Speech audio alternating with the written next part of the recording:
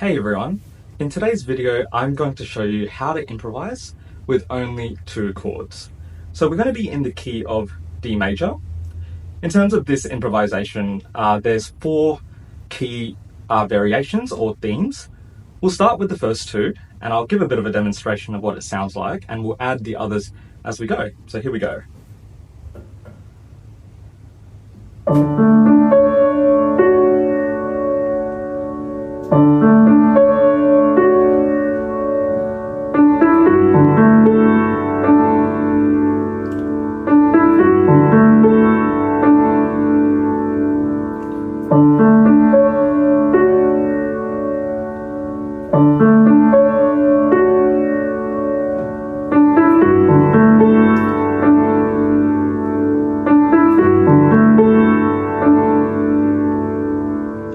So what exactly am I playing? So I'm playing, I'm fluctuating between D major and G major. So those are the two chords that this whole entire improvisation will consist of. The only thing that changes is what we're doing with the right hand.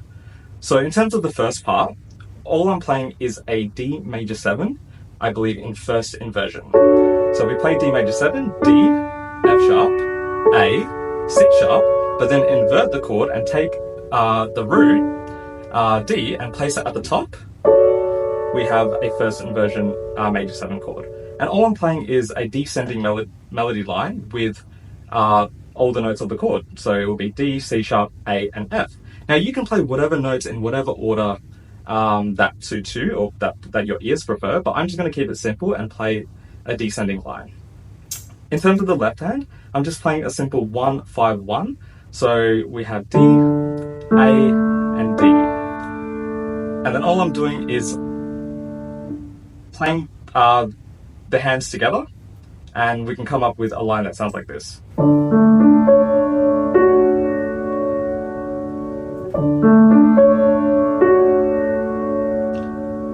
Occasionally, if you want to make it a little bit more interesting, you can play the 9. So instead of playing D at the top, you can use your thumb to move up to the 9, and you'll get a sound like this.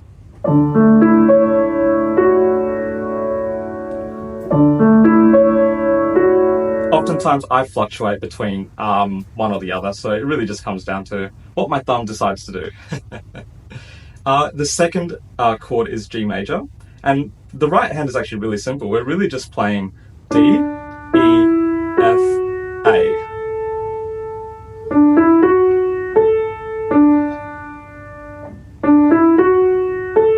So D, E, F sharp, A, back to D.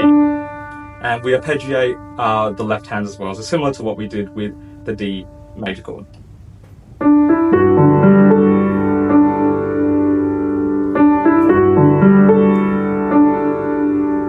Similar to the D major progression as well, we can actually use the 9 with the G major chord as well. So instead of going to the G, you can move up to the A.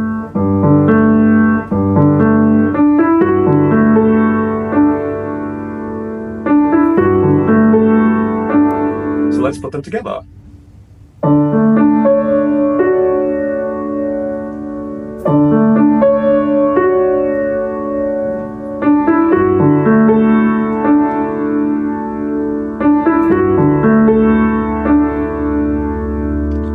Let's move on to the third pattern. So this is what it sounds like. So we're going to go back to our D chord, but we're going to play a left hand arpeggio alongside a simple right hand pattern. So it's very, our hand doesn't really have to move from when we're playing with the G in the bass.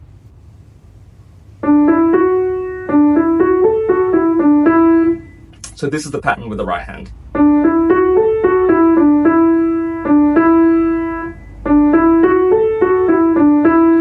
Now what I'm doing with the left hand is a little bit interesting. This might be the hardest variation in this improvisation, but if you do achieve it, it does sound quite nice. So what am I doing? I'm moving between D, A, D,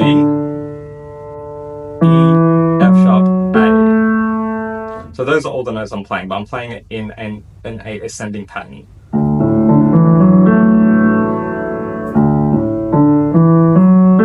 So you might need to practice that a few times before putting the hands together.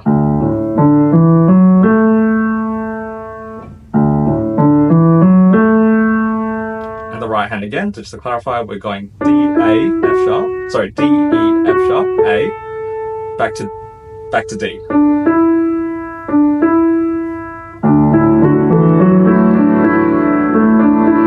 Actually, I need to correct myself. I am also descending with the same notes. So that's the pattern. D, E, F sharp, A, F sharp, E. Then we finish with 2 rounds of D and E, and we repeat that twice.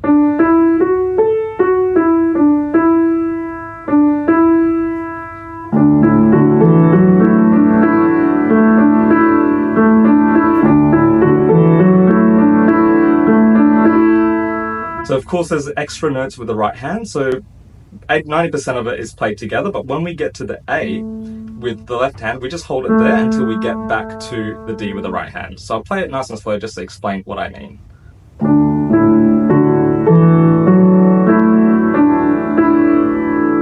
So once we descend back to D, we're just repeating D and E, and then we have an A in the bass just to give it a little bit more variety.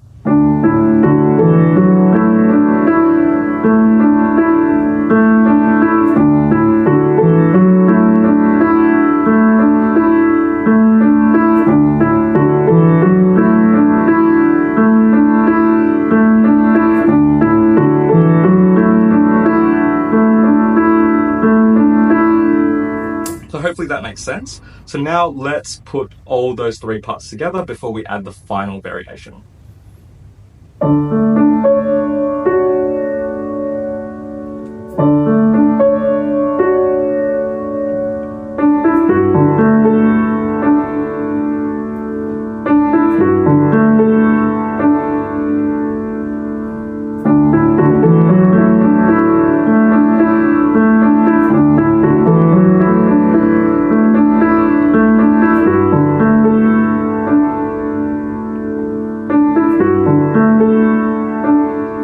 To really go back to that G major sequence once we get back to that arpeggio part.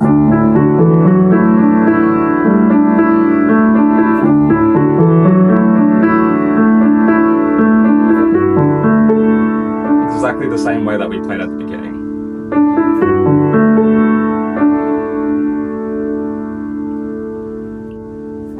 And the final variation we can add, just to give a little bit more variety to what we are doing, is very simple actually. So very similar, if anything, this is probably the easiest part of this improvisation.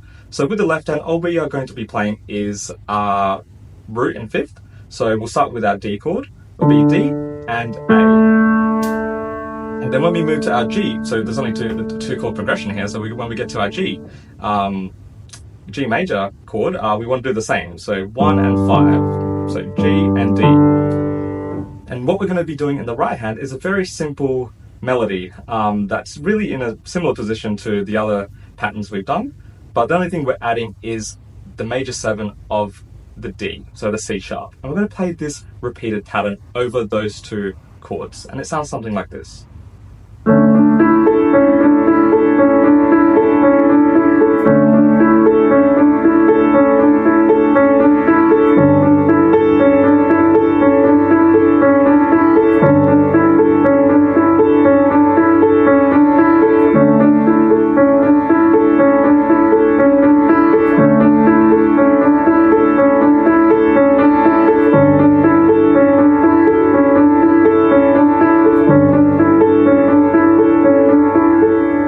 So quite simple, so it's really just C sharp, D, E and A. And the really good thing about this improvisation, you can take some of these patterns and play them in whatever order you like. So whatever really comes natural to your ear. So we'll have a play around and put them all together to show you what it looks like in a sequence. So let's start from the beginning.